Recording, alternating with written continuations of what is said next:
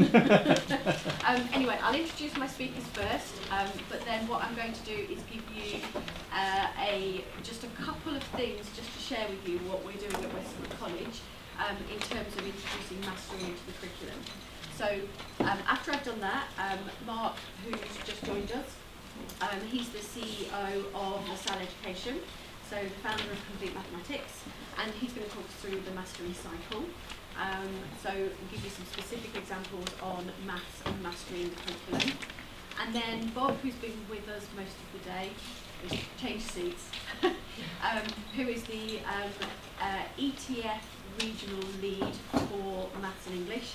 And he's going to take us through mastery in English and looking at particularly engaging students, badge policy, developing written work, those kind of areas. So, this is what we're aiming for, mastery. And as Julia said earlier on, this is our second bite of the cherry with a lot of our GCSE students.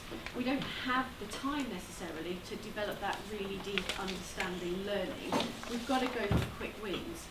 But, mastery really is learning that sticks. So if we can do different things with our students that sticks, that's a kind of mastery for us in terms of GCSE delivery. It's quite useful to look at what mastery isn't, okay? And I quite like these two couple of quotes in the fact that within maths, it's not practicing the same concept with bigger numbers. And in English, it's not necessarily reading more challenging text. And I've seen a couple of Bob slides looking at different types of text. And that really matches what I've put up there in terms of it's asking more difficult questions about straightforward texts. So it's the questions that are important. So in terms of mastery, there needs to be a really key underpinning belief that all students can be really excellent mathematicians and really good readers and writers. Okay, so that belief has to be there from not just the students, but from the staff. So that really means that there's got to be an attitude shift, because when we're dealing with the 16 to 18s, they have potentially failed and not got that grade C, that grade 4, once, but in some instances a couple of times. So we're dealing with very disheartened students. So one of the things that we did at college was we ran growth mindset training. So this was based on the Carol Dweck model. We had an external company last summer, Pivotal Training, come and deliver growth mindset training with every single member of our staff.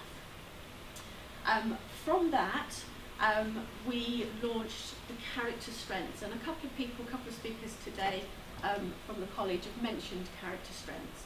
And they're a set of core values that underpin the vision and mission of West Suffolk College. So we call it with strength of character. So anybody can see the little play on the WSC there that looks a little bit like our logo as well. But our core values are resilience, ownership, curiosity, optimism, ambition, self-control, respect and confidence. So at the very beginning of our term, the vocational tutors were tasked at looking at induction activities. So Rachel talked about the induction activity for speaking and listening. They looked about induction activities that would embed and promote the character strengths, because it's not just about the qualifications that they leave us with, it's about those real attributes and skills that they need for working life. So whenever I think about the induction activities, the cummerbund of courage comes to mind. And you're all probably thinking, what is she going on about now? In our performing arts department, they found a real novel way of promoting character strengths in their inductions. So they literally attributed a character strength to an item of clothing. So the cummerbund of courage was an award that was given each week to a student who had shown that particular skill. And I think there were things like, I don't know, the cravat of resilience and the tiara of optimism, and there were all sorts of lovely things.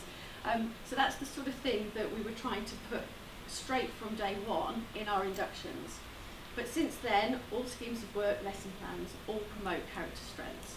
So whether that be a vocational lesson, a maths and English lesson, or the employability lessons, or even just tutorials with their course directors. So looking at a couple of examples that we have integrated into the maths and English teaching, we've heard a couple of people talk about bread and butter, and I was thinking, oh, they're stealing my thunder, I'm going to do the bread and butter. The bread and butter is something that's freely available on the Just Maths site, and it really is used within our maths GCSE lessons to start with, but we have adapted it now to be able to use with functional skills maths as well. So it's part of a Connect activity. It's a really short, quick activity that can be on the tables when the students come in for their lessons. And if I've got an able assistant, I've got some examples to give out that are on the back there. Where are they? Just on there.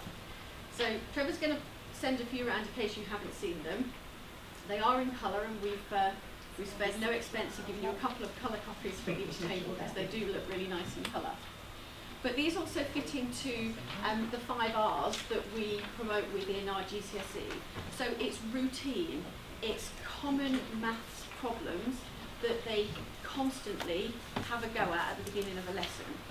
So essentially, they're able to replicate these questions right the way through.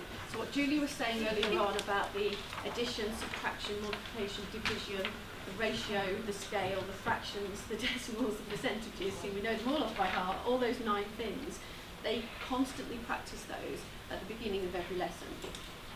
So as I said, they're freely available on the Just Maths website. This presentation has a link straight to the Just Maths website, so you can pull them off. And our functional skills maths team has developed a set that can be used for functional skills as well, because these are specifically for GCSE. So again, it's part of that routine, it's part of those building up of those core skills that are needed to be successful at maths GCSE. Now with the English, one of the things that the English team developed was almost like a frame to be able to give to the vocational tutors. So you heard Piers earlier on saying about the AQA English paper is very formulaic. Each question does a certain thing. So the students have to be able to replicate that particular skill in lots of different areas. So what better way for them to be using the same sort of formulaic question in their vocational areas using vocationally relevant texts. So we've shared this with the vocational team, and again there's examples that we can hand out. Yeah, I should have said you could have done them both together. And the example that we've given you is just example from question 1 on paper 1. So essentially the students have 5 minutes to do this. The vocational team can choose a text. We suggest approximately 800 words and 40 lines. And then we get them to make up the question with 4 different answers. And what I've given out on the tables there is that front page. I've actually put the answers on the back as well, but I've put you a text on there as well. So again, it's just a full example, something that you maybe can have a go at or maybe take back. But you can see, in terms of mastery of the particular skills that are required for each of the individual questions, the more time that they practice doing that in different contexts, the stronger those skills become and the more exam ready that they become. So they're just 2 of the things that we've introduced. We could, like with everything else, say lots of other things, but we'd just like to highlight those 2 things. So, as I said, you didn't have to listen to me for very long. I'm going to give the floor to Mark. I've already introduced who he is, but he's going to take us through the mastery cycle. And he's also going to add some maths particular links to that as well, some ideas. So over to you. Okay, thanks, Deborah. Thanks for asking me a lot. My name is Mark McCourt from the SAL Education. I was thinking to say, I'm going to try and talk about mastery in 20 minutes, which is quite difficult to cover the whole of mastery in 20 minutes, but I'll give it a shot anyway. I'm aware some of you are math specialists and some of you aren't, and although my background is mathematics, I'm more interested in education as a whole. The Times called me the UK's leading expert in mastery, which is probably not true, but still, it's nice to put on the wall. So I'm going to talk through mastery. Now, just to briefly, before we look at the cycle, just to get into what mastery is. Mastery is a model of schooling. It is an approach to schooling, it's an approach to education. And there are many, many, many approaches to education, many approaches to schooling that have existed through different periods and in different jurisdictions. Mastery is a very, very old model of schooling. It's been defined for a really long time. First defined in 428 BC, but really popular about 100 years ago in the 1920s, really popular in the 1950s, really popular in the 1980s. Mastery was basically the way in which subjects were taught in England schools in the 1980s, and the 1989 Education Reform Act took that apart, and now it's becoming something that's more popular again. I hope that by the time I spoke about the mastery cycle, you're left thinking, oh, so he's just talking about good teaching then. That should be what this feels like, I hope. I really do hope that's what it is. It should make a lot of sense. Mastery's been around for a really long time and has been trialled in jurisdictions all around the world with different populations, different types of teachers and curricula and children, and it's been tested. The efficacy of it has been tested over and over and over again, and continually proven to be highly effective. Okay? So we have that model of schooling that's highly effective, and that's what we're going to talk about now. So before we do that, it's worth saying what model we have here in England in current times. It's not always been the case, but generally what exists in England at the moment is what I called a couple of decades ago, seems to have stuck, a conveyor belt curriculum. So generally the UK has a conveyor belt curriculum. Generally what happens in the UK is teachers look at children and say, this child is age 7, so I will present at them the age 7 stuff, and this child is age 8, and I'll present at them the age 8 stuff. Age 9, I'll present at them the age 9 stuff, and takes no account of whether they gripped any of that stuff at all. And the conveyor belt just keeps going and going and going and going, and if you didn't get any of those bits, well, you're kind of stuck. So in my subject, in mathematics, which is incredibly hierarchical, if you don't grip place value, well, that's the rest of mathematics closed down for you for the rest of your life, if you miss that one bit. And that's why you can't get through the rest of it. So we have this conveyor belt curriculum. It's also true of studying grammar as well. Grammar is very hierarchical. So we have this conveyor belt curriculum, and it's a real problem that we have that. I very often describe mathematics as like a giant Jenga, huge Jenga block. And up here, these blocks up here are the A-star blocks. And what we know, and we do know these things, this isn't just hyperbole, we do know this to be true.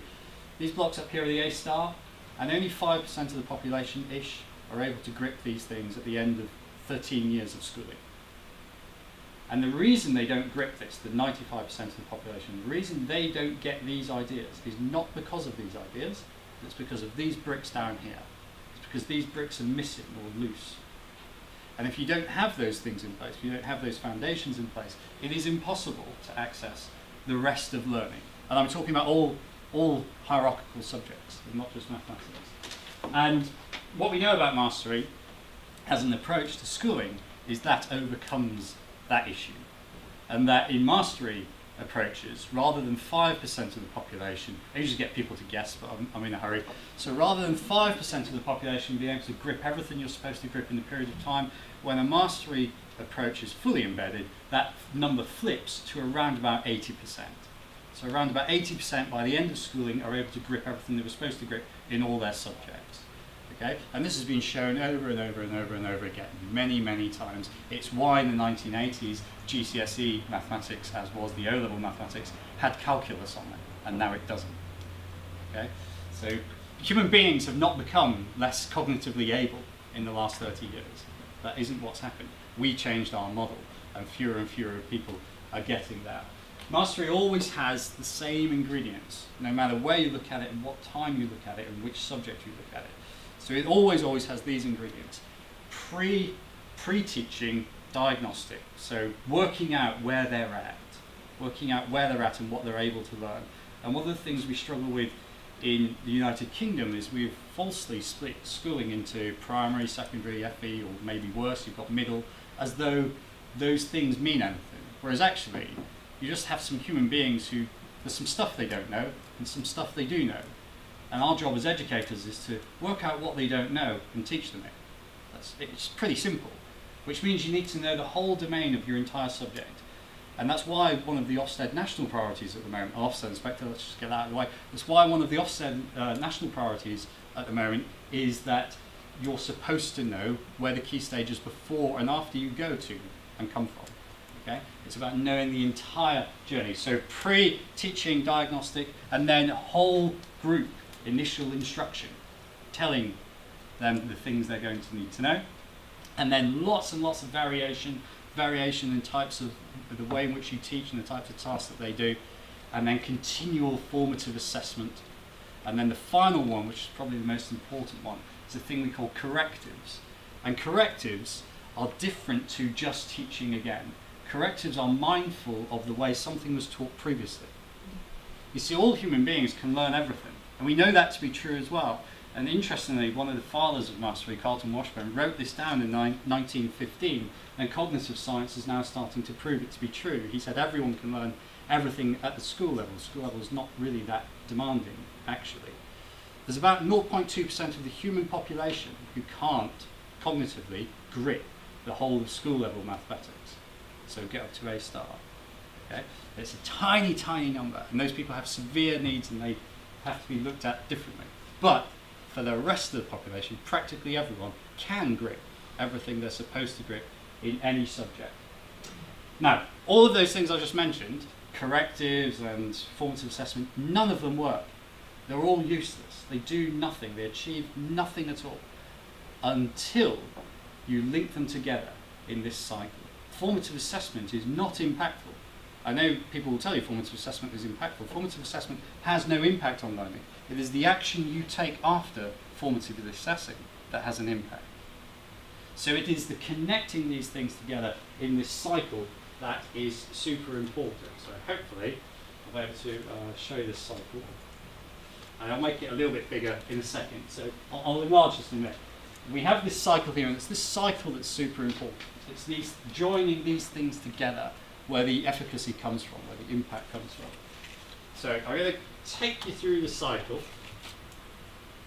Hopefully, yeah, there we go. Can we read that, kind of? Mm-hmm. I'll take you through this cycle. A really good example of a mastery approach. There are many, many things that we learn in life. A really good example is the driving lesson, the driving test. We all passed our test, I'm assuming. And if you didn't, you will at some point.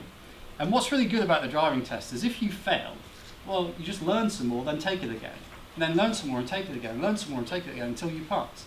Whereas as a conveyor belt system, in our current system, what exams do is they measure you and say, you can't do that. That's it, over. Imagine if the driving test was that. Imagine if you learned some stuff and then there was the test and then they said, sorry, but you're just not a driver.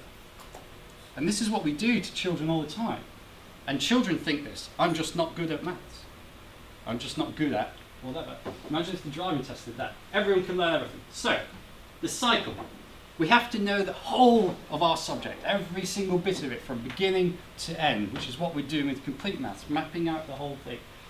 So knowing the whole thing allows us to unitize our domain, take little steps, deliberate steps through our domain, through our subject area. And the first thing we do when we plan a new unit, we're about to teach some new idea. We're going to ask them to make some new leap in thinking. In mathematics, by the way, from year 1 to year 13, there are only about 320 ideas in the whole of that time. 320 things that we ask people to grip. Yet they don't. And why is that? Well, they don't because of that conveyor belt curriculum.